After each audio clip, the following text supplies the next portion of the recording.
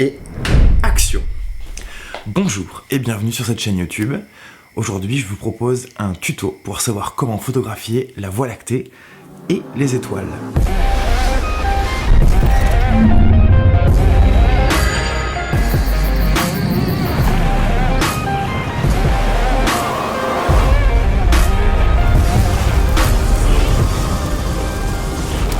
Je m'appelle Arthur, je suis vidéaste indépendant depuis maintenant plus de 6 ans et je suis passionné depuis tout petit par l'observation du ciel. Donc, c'est pour ça que ce soir, j'ai envie de vous emmener avec moi dans ce tutoriel le plus complet possible pour qu'on puisse ensemble essayer de shooter les étoiles ou du moins de l'observer correctement.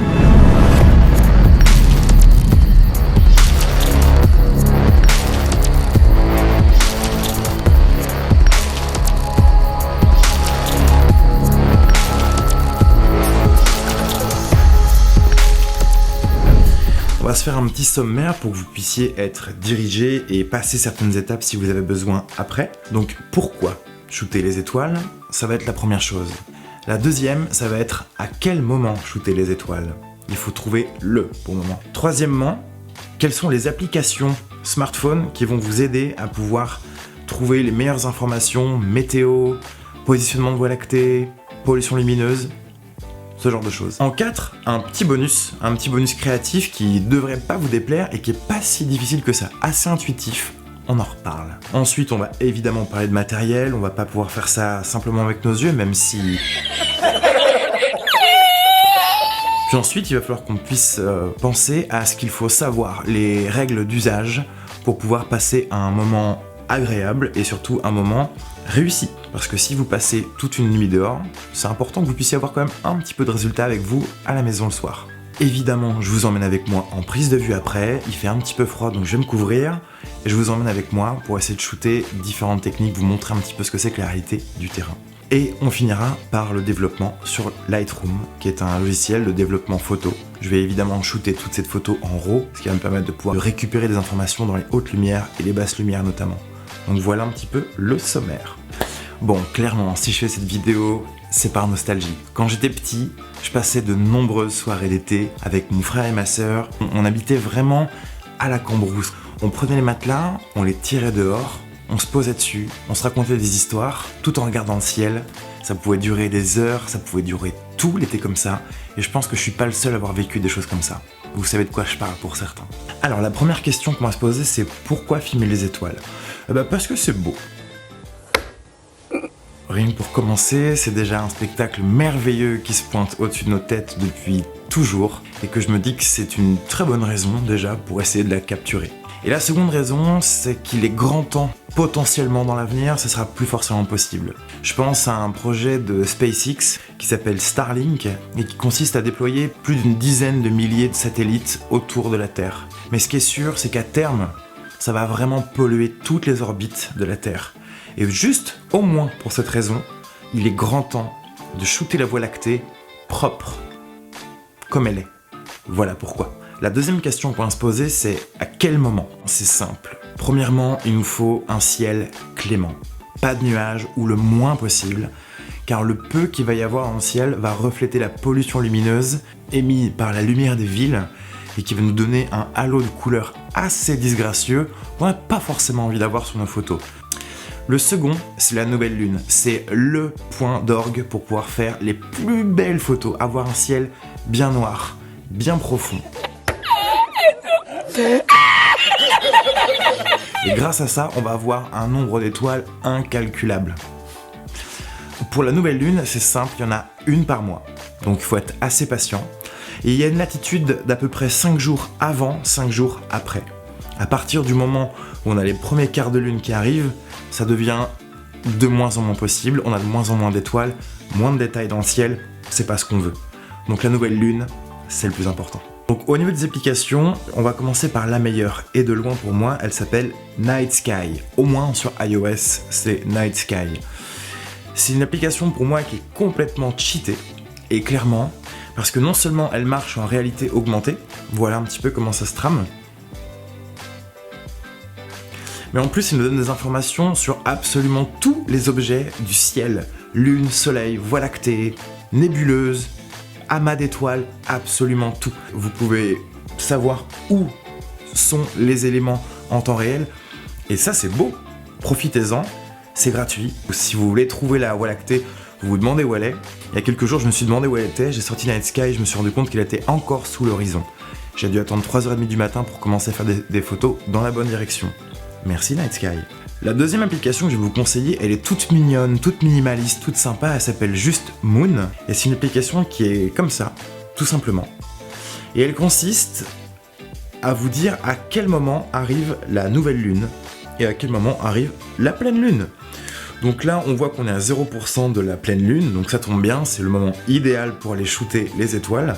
Donc c'est gratuit, c'est tout simple, il suffit juste de swiper une seule fois à droite et on a une information assez précieuse et on sait aussi quel temps on a à attendre avant la prochaine séance. Je vais évidemment après vous conseiller des applications météo, vous choisissez celle que vous voulez. Je vous conseille de vous rapprocher de certaines applications de météo agriculteurs. Ils ont vraiment besoin d'une précision au niveau des précipitations, au niveau du vent, ce genre de choses. Je pense que plein champ de mémoire doit être une application ou un site internet qui vous permet de pouvoir avoir des très très bonnes informations.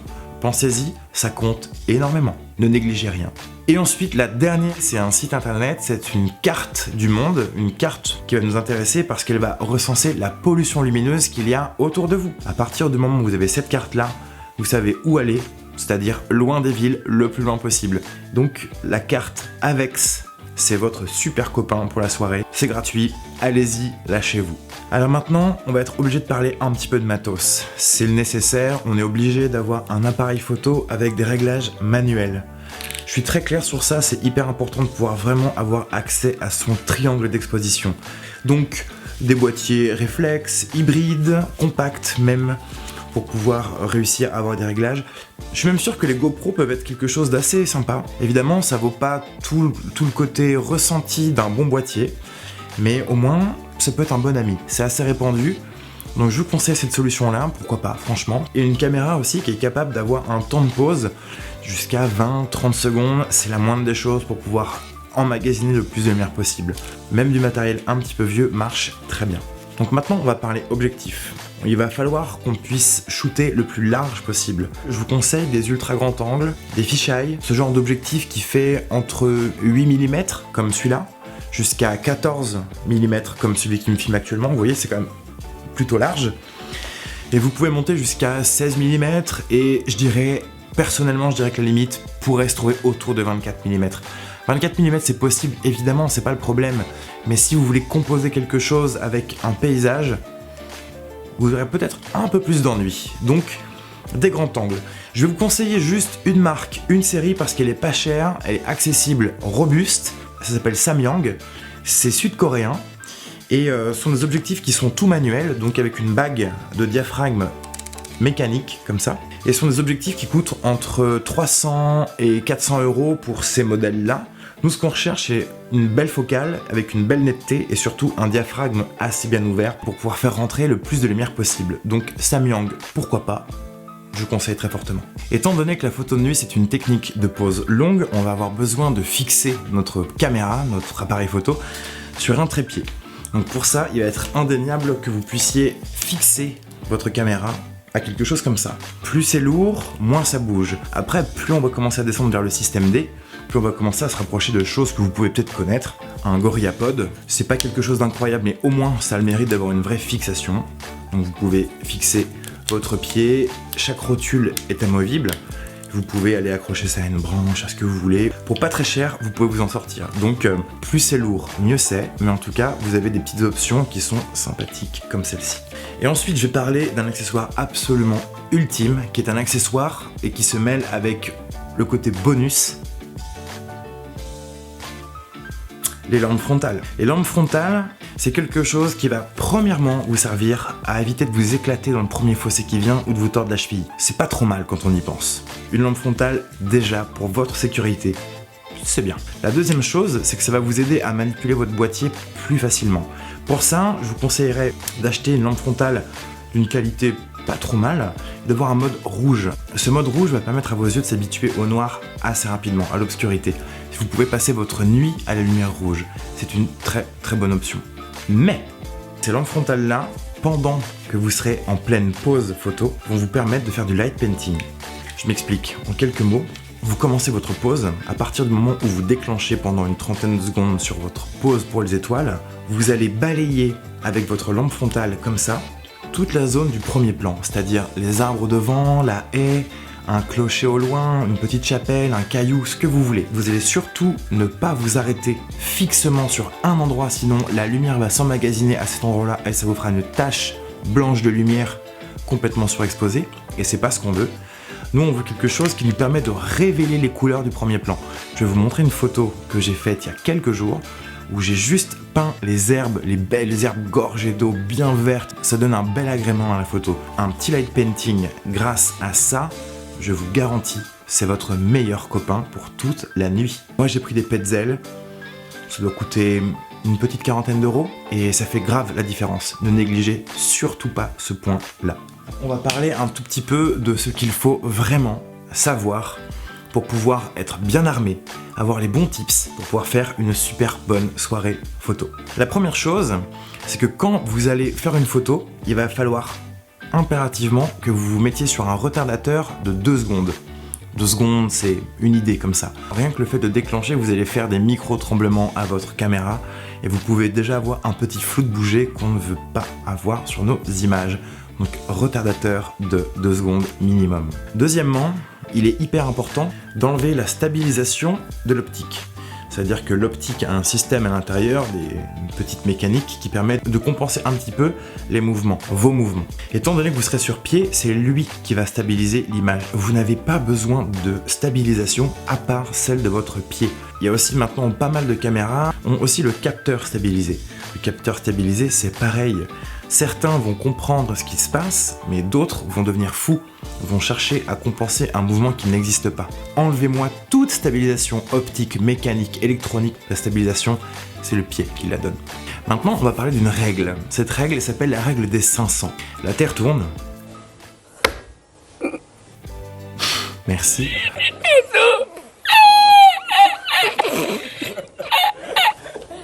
À cause de ça, si on fait une pause trop longue, c'est-à-dire que si on prend une photo sur trop longtemps, sur trop de secondes, nos étoiles ne seront plus vraiment des points nets, mais seront des petites taches un peu floues. Je m'explique, on va faire un calcul tout simple. Je suis sur boîtier plein format. J'ai une optique 14 mm. Je vais diviser 500 par 14, ça va me faire 35 pour moi. 35 secondes maximum. Donc ce chiffre-là, il me donne une limite sur le temps de pause que je peux prendre au max. Petit update à cette règle-là, si vous avez un capteur APS-C, donc un peu plus petit que le plein format, vous allez remplacer 500 par 350. Ok, donc on arrive vraiment dans la partie concrète de la prise de vue théorique, et après je vous emmène avec moi dehors. Je vais commencer à vous conseiller d'ouvrir le diaphragme de l'objectif le plus grand possible. Sur mon fisheye, je peux ouvrir au plus grand à f3.5, c'est-à-dire que les lamelles qu'il y a dans l'optique, elles vont s'ouvrir comme ça pour faire rentrer la lumière. Deuxième chose, les ISO. Les ISO, on a tendance à croire, et c'est plutôt vrai, que ça dégrade l'image, évidemment parce que c'est une sorte de courant électrique qui va stimuler le capteur et qui va lui procurer une lumière artificielle. Ça peut aider dans une certaine mesure, jusqu'à ce que ça puisse dégrader l'image par du bruit. Vous savez, cette espèce de petit grain numérique un peu dégueu, qu'on n'a pas forcément envie d'avoir. Et bien les ISO, malgré tout, pour cette exception-là, montez-les, franchement. Et ayez confiance, les ISO, ça peut se gommer un petit peu en post-production. Un petit peu. Pas de souci.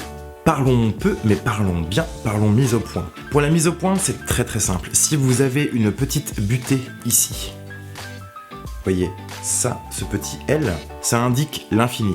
Vous imaginez bien que la Voie lactée et les étoiles sont... N'hésitez pas à faire une petite loupe, vous avez forcément une fonction loupe. Vous fixez une étoile et vous essayez de faire votre mise au point dessus pour que ce soit le plus net possible. Et là, c'est pas les conditions les plus faciles, surtout pas d'autofocus, je vous en supplie, ne faites pas ça. Vous me bloquez ça en manuel, faites-vous confiance, faites confiance à votre matos et roule. Ok, bon, bah écoutez, je crois que pour l'instant on a fait un sacré tour. Je vais vous expliquer un petit peu comment ça se passe en direct et je vous dis tout simplement à tout de suite dehors pour la suite sur le terrain.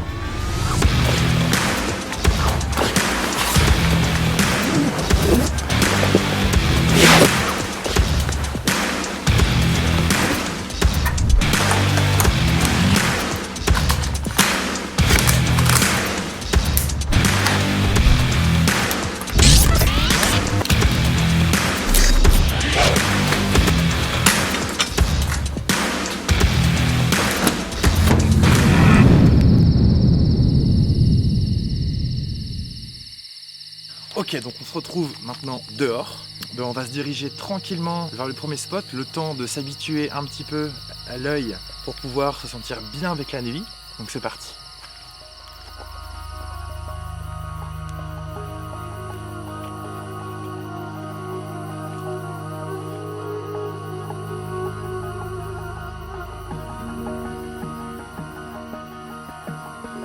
Je suis à l'entrée d'un champ devant des traces de tracteurs et à mon premier plan, donc j'ai plein d'herbes assez hautes. C'est ça que je vais light painter avec ma petite lampe frontale. Avant même ça, on va déjà tester, voir si les étoiles sont là en fait, tout simplement, si notre rendez-vous est bien pris. Poser bien le pied comme ça. Je vais allumer le bon vieux. Ok, donc là je viens d'allumer le boîtier, il faut maintenant commencer un petit peu à le régler. Donc je sais que je vais déjà commencer par mettre ma mise au point à l'infini, donc sur la butée. Je vais ouvrir mon diaphragme à f2.8. Je vais aller chercher tout de suite l'horizon du boîtier pour pouvoir avoir une photo la plus droite possible, directe. J'attends que ce soit bien vert. Voilà, à peu près comme ça. Donc là je suis à 1/50 de seconde ISO 800. Donc là je vais baisser mon shutter speed pour que ma vitesse commence à être lente et à arriver à de la pause longue. Donc on va commencer avec 20 secondes, ISO 800. Et puis progressivement on va commencer à avoir un résultat ou pas. Et suivant ce qu'on a, on va essayer de monter un petit peu les réglages quoi. Donc c'est parti, on va commencer la première pause. Déjà ce que je peux dire c'est que la composition est pas trop mal, je suis resté en paysage. J'ai mon premier tiers en bas qui me prend mon champ et j'ai les 2 tiers de ciel. Ce que je vois tout de suite c'est que les étoiles sont pas encore super brillantes, donc on va commencer graduellement par monter, mais là je vais passer directement à 30 secondes de pause et je vais passer à ISO 1000-1250 et je vais en profiter direct par allumer ma petite frontale. Et puis voilà, on va voir ce que ça donne, tranquillement. Ok, alors là on est sur la deuxième pause, c'est vraiment beaucoup mieux. On a déjà un résultat qui est quand même assez cool. Je sais pas si vous allez le voir comme ça, mais je vais vous l'afficher sinon à l'écran. Bon, ça me plaît bien, et on a des couleurs qui sont assez cool. Et j'ai bien mon herbe qui est dessinée au début au premier plan, donc là c'est la magie du light painting. Par contre je crois qu'il est un petit peu trop tôt pour la Voie lactée. Donc ce que je vais faire tout de suite, c'est que je vais sortir mon téléphone, je vais aller sur Night Sky, tac, et je vais regarder directement, savoir si la Voie lactée est sortie de l'horizon ou pas. Et là ce qu'on voit, c'est que la Voie lactée, elle est au niveau de l'horizon, elle est juste un petit peu au-dessus. Donc là, elle est trop basse encore pour l'instant. Ok, il se passe plein de choses là dans le ciel. Ce qui est intéressant, c'est de voir jusqu'où elle va. Donc là, pour l'instant, elle longe tout l'horizon. Elle est un peu trop basse pour commencer à faire de la vraie photo de Voie lactée. Il est possible de l'avoir à 45 degrés à peu près au niveau du ciel. Mais là, pour l'instant, il est un petit peu tôt. Donc ça laisse du temps pour soit trouver un autre spot, soit peaufiner ses réglages et donc trouver une nouvelle composition. Donc c'est ce qu'on va faire.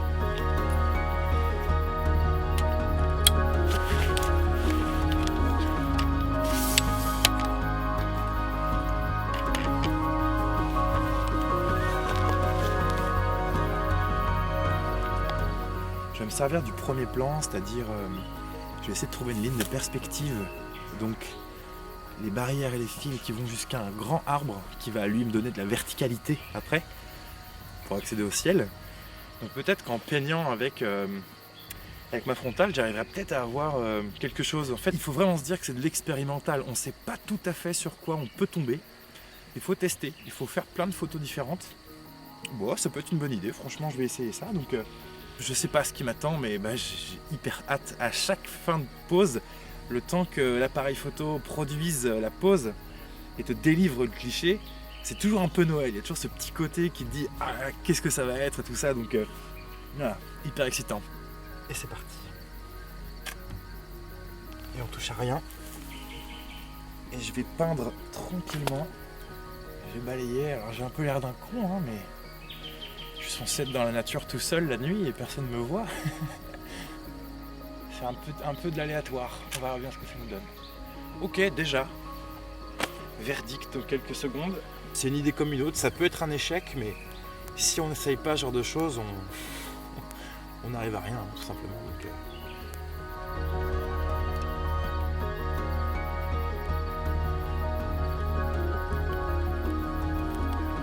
là, de toute façon, ça va être terminé pour ce soir car on vient de se faire déloger par un brouillard massif. Vu que c'est censé être la plus belle nuit du mois, je vais rester un petit peu à l'affût pour voir un petit peu si ça se redégage, mais franchement j'ai des doutes. C'est vraiment les aléas de ce genre de pratique-là, donc bon, c'est rageant, hein, c'est comme ça.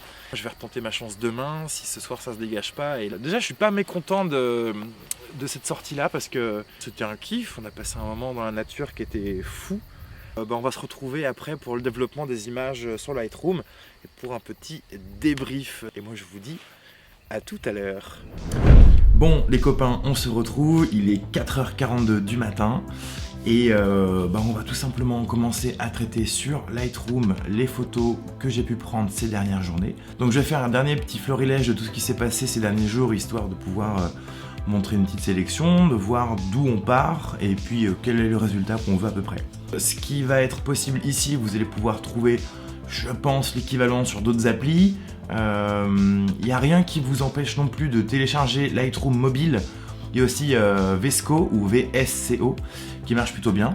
Donc voilà, petit conseil logiciel rapidos. Alors c'est vrai que les dernières soirées ont été pas évidentes parce que le jour de la nouvelle lune, on a eu quand même un brouillard qui s'est levé vers 3h du matin. J'ai pu me venger le lendemain et je suis hyper content parce que j'ai réussi à trouver une belle voie lactée. Ça fait toujours plaisir de pouvoir découvrir après sa pause un beau petit chemin en Milky Way comme ça.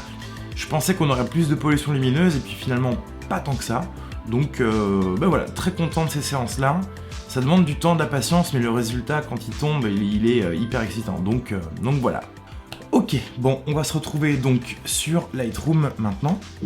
Donc on va passer tout de suite au premier résultat de la voie lactée que j'ai pu obtenir. Donc là voilà, on tombe sur cette pose-là par exemple.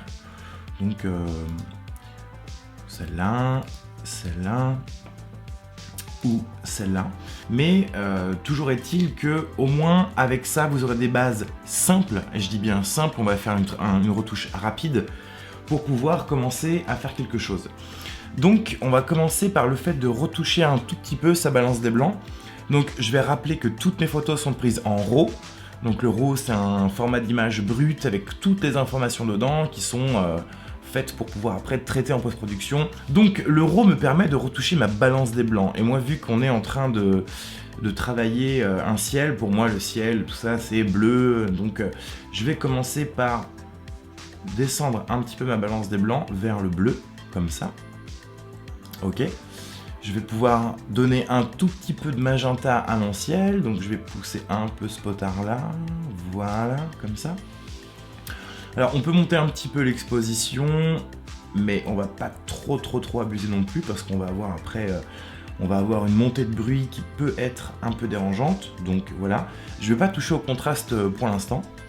Alors après au niveau des hautes lumières, donc les hautes lumières c'est vraiment fait pour atténuer les zones qui sont un peu trop brillantes, trop blanches.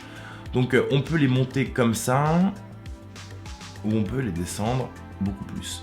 Donc moi je vais les monter un petit peu comme ça pour l'instant. Je vais partir un petit peu aux extrêmes, et puis après on va essayer de rediriger les curseurs vers quelque chose d'un petit peu plus, un peu plus léger, ou normal, ou raisonnable plutôt. Donc voilà, alors les ombres je vais les baisser un petit peu parce que je préfère avoir des ombres un peu plus marquées. Ensuite les blancs, je vais monter un petit peu les blancs pour pouvoir augmenter un petit peu le signal blanc de mon image. Donc là on commence à avoir quelque chose de plutôt cool. Les noirs pareil, je vais les baisser un petit peu, comme ça, très peu. Ensuite pour pouvoir essayer de gagner un petit peu plus en détail d'étoiles, et c'est là où ça va devenir assez fou, c'est qu'on va monter un petit peu la clarté et la correction du voile. Donc là je vais prendre la clarté, je vais la monter un petit peu, comme ça. Et dans la correction du voile, par exemple quand vous prenez une photo de paysage assez lointaine et vous avez une sorte de voile blanc là qu'on voit un petit peu, la correction du voile va vous corriger un petit peu ça, donc ça va recontraster un petit peu le tout. Donc je vais augmenter un peu la correction du voile et à peu près, voilà. Donc là on passe quand même du tout au tout, hein. On est quand même sur quelque chose d'assez fou. Ok, après au niveau de la saturation, je vais pas trop bouger ça pour l'instant. Ça m'intéresse pas vraiment. Donc, alors ensuite, on pourrait déjà commencer à se dire que là, on a une très belle photo et que ça convient, et ça serait déjà le cas. Mais on peut commencer, on peut aller chercher un petit peu des tonalités. Donc là, cette petite partie de tableau, elle est intéressante parce que elle permet de modifier la teinte d'une couleur. C'est-à-dire que là, en haut, on a teinte, saturation, luminance et tout. Donc la teinte, voilà, elles sont là, rouge, orange, jaune, vert, bleu. Donc là, clairement sur l'image, on a une dominante de bleu et de orange, voire un petit peu de magenta. Donc par exemple, si je prends le curseur du bleu et que je le pousse à gauche, on va vraiment avoir un truc, bon, c'est exagéré, c'est pour l'exemple, mais on a vraiment quelque chose qui transforme ton bleu vers du turquoise, voire du vert. Et à l'inverse, un bleu un petit peu trop bleu, voire magenta. Donc là, ce que je vais faire, c'est que je vais le laisser à peu près comme ça, parce que ça me plaît bien. C'est compliqué de faire de la photo de nuit sans passer par la case développement. Vous vous priveriez d'un tas d'informations hyper précieuses. Donc c'est pour ça que je finis ce tuto là-dessus. Alors je suis pas un as du développement, mais au moins pour ce qui est de la base, ça passe. Donc maintenant ce que je vais faire, c'est que je vais... ouais, c'est un peu décousu, mais je vais activer le profil de correction de l'objectif. Donc j'ai shooté au 5D avec mon 14 mm, c'est un grand angle, et donc du coup il y a pas mal de déformations. Et il y a aussi une sorte de moustache, c'est-à-dire que si je shoot l'horizon droit, je vais avoir une sorte de petite moustache comme ça. Activer le profil de correction, et dans marque, je vais aller chercher Samyang, c'est la marque de mon objet. Donc je clique, et là, pim, voilà. Donc là, il est vraiment en train de me corriger, de m'aplatir un petit peu les choses. Donc là, on est pas mal, et puis après, au niveau de la distorsion, on peut commencer à savoir si on veut bomber un petit peu sa voie lactée, comme ça, ou si on veut au contraire les tirer un peu plus comme ça. Alors ça après c'est les goûts et les couleurs, c'est à peu près vous qui voyez. Je vous montre des pistes de réflexion sur comment est-ce qu'on peut tirer le potentiel d'une sortie photo comme on vient de faire. Je vais enlever un petit peu de bruit. Alors la réduction du bruit c'est pareil, allez-y doucement, ça peut être tentant d'enlever du bruit parce qu'on en voit. Si vous en enlevez trop, vous risquez de perdre des étoiles parce que le bruit c'est un petit peu des points. Et il peut confondre les points de bruit numérique avec les étoiles. Et là, on est pas mal. Alors, je vais monter un petit peu le contraste, comme ça. Je vais partir un peu plus vers les bleus. Mon magenta aussi. Voilà. Alors là, moi, j'aime bien ça. On est vraiment sur un truc d'un petit peu rêveur, quoi. C'est vraiment cool. Alors moi, je suis largement satisfait de ce que j'ai là comme ça. Je vous montre juste qu'avec un peu de vibrance, on monte un petit peu les couleurs, quoi. Ça devient, bon, évidemment, là, c'est trop. Mais on est pas mal du tout. Voilà, donc là, on a quelque chose qui est plutôt pas mal. Ok, alors je m'attaque à une deuxième photo, histoire de vous montrer différents exemples un petit peu que j'ai pu faire. Donc là, on part sur une photo que j'ai faite il y a... je sais pas quand c'était il y a au moins 6 jours, 7 jours. Donc là, on va repartir sur quelque chose qui m'a bien plu, moi, parce que j'ai light painté mon premier plan. Donc là, c'est clair que je vais redescendre un petit peu la balance des blancs. Voilà, un petit peu comme ça. On va tirer un petit peu sur le magenta. On va monter un petit peu l'exposition. Comme ça. Le contraste, j'y touche pas beaucoup parce que... c'est pas forcément un très bon copain, quoi, donc je vais peut-être le baisser un petit peu. Donc là on commence à avoir quelque chose avec pas mal de détails dans le ciel, donc ça me plaît pas mal.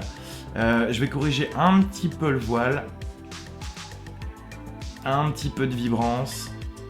Donc là vraiment ce que vous voyez ici c'est la pollution lumineuse, hein. Il y a quelques villages qui sont un peu plus loin, ça se reflète, hein. Donc bon, j'aime pas trop ça. C'est pour ça que je vais rebaisser encore ma balance des blancs, je vais la faire repartir vers le bleu un peu plus que ça. Je suis assez chaud sur Instagram de faire des séries de photos, parce qu'une photo comme ci comme ça, c'est pas forcément ce que je préfère. Donc voilà, j'essaie de faire quelques séries pour qu'on puisse s'en mettre un peu sous la dent. Donc tout ce que je fais là, c'est vraiment que de la subjectivité, hein. Ensuite, je vais réappliquer encore une fois le profil de correction. Tac, donc je vais chercher Samyang, hop, et voilà. Donc là, on a un truc qui est super wild, c'est cool. Donc voilà, on a une bonne petite idée de comment est-ce qu'on passe d'une photo classique sortie de boîtier à quelque chose d'un petit peu plus fantasy, un peu plus coloré, un peu plus attrayant. Ok, eh bien écoutez, voilà, c'était comment shooter les étoiles. Donc la vidéo est un petit peu longue, mais en tout cas c'était un putain de plaisir de vous proposer ça. C'est vraiment une nouveauté pour moi, hein. C'est ma première vidéo YouTube où j'essaie d'expliquer un petit peu les choses. Je suis passionné par l'idée de pouvoir vous vulgariser un petit peu ma passion, mon métier, tout ça, parce que c'est vraiment un monde qui est merveilleux, c'est un monde qui te permet de pouvoir te sensibiliser à beaucoup de choses. Et grâce à la technique de la photo et de la vidéo, on peut révéler tout ça. Donc là, ce qu'on vient de faire là, c'est le premier acte. On va commencer par comprendre comment faire de la photo de Voie lactée comme ça. Et sur la prochaine vidéo, je vais vous apprendre à comment faire un time-lapse de la Voie lactée et des étoiles. Donc en fait, il faut impérativement savoir comment est-ce qu'on fait pour shooter une photo de Voie lactée ou d'étoiles comme ça. Comme ça, ça sera une très bonne base de départ pour pouvoir enchaîner par la suite par des timelapses. Donc les timelapses, c'est ce que vous avez vu en intro, dans le générique et tout ça. C'est quelque chose qui est absolument magique, mais magique. En tout cas, moi je suis hyper content de vous avoir expliqué tout ça. J'espère que ça vous aura servi. Et puis si ça vous fait kiffer, aidez-moi dans cette aventure en vous abonnant à cette chaîne et puis en laissant un petit pouce. Donc voilà, merci à tous. Et puis moi je vous souhaite de lever les yeux au ciel, de kiffer. Surtout, n'hésitez pas à m'envoyer vos photos. Je suis hyper curieux de pouvoir savoir ce que vous avez fait avec ça. Je vous souhaite une très bonne fin de journée ou en début. Et puis moi je vous dis à très bientôt. Bye.